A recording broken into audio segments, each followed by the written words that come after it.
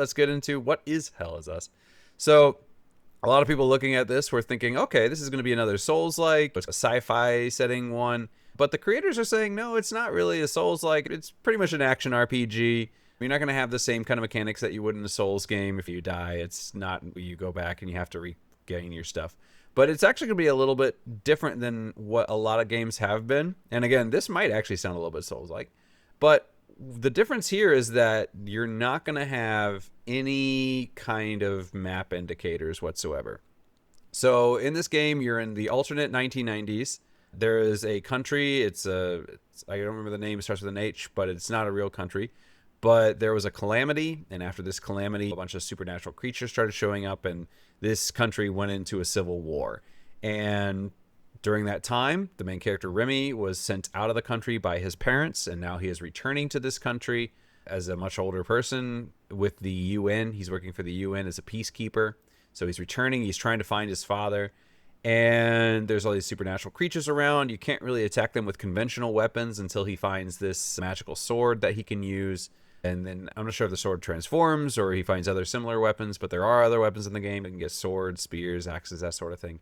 But anyway, when you go in, you're trying to find your father, and this game is semi-open world.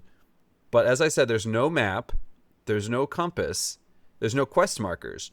So they really want you to pay attention to what people are saying. For example, one thing that they showed in the trailer, a different trailer, but was he goes into this basement, he meets this old man, and the old man says something about if you want to find a key or something, you're going to have to go through the woods, but if you're walking through the woods, you just follow the wind chimes. That's the path. So then you have to remember, okay, when I go into the woods, I find the wind chimes, I follow those through.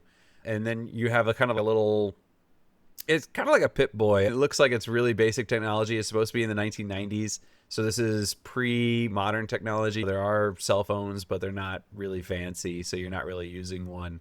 But yeah, so you can keep track of who you've met. It's kind of a dossier on all the people that you've met. It'll kind of say like where you met them, maybe some information on things that they said, that sort of thing.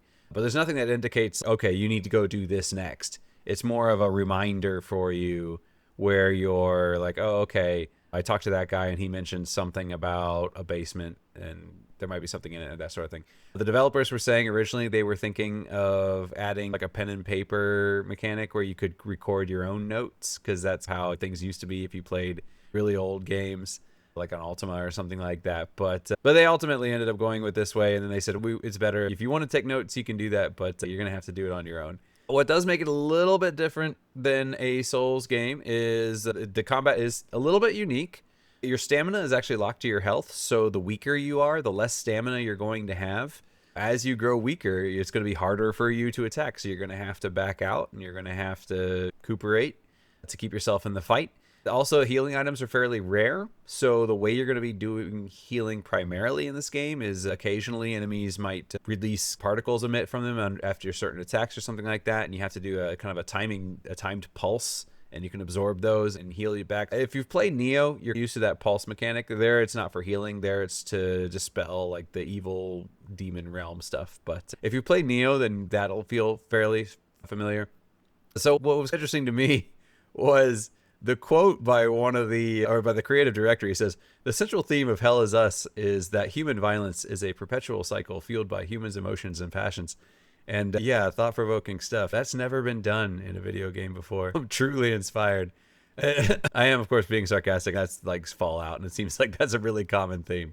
But yeah, that's the theme here. So anyway, it will release September 4th, which means that I don't know when I'm going to get to this, because I was planning on doing Silent Hill in September, and then October is going to be... So I don't know. This one might have to be sitting on the back burner for me for a while, unfortunately, which is a little bit disappointing because I did really want to play this game. But yeah, unfortunately, time is a limited commodity. So yeah, September 4th, check it out. Hell Is Us.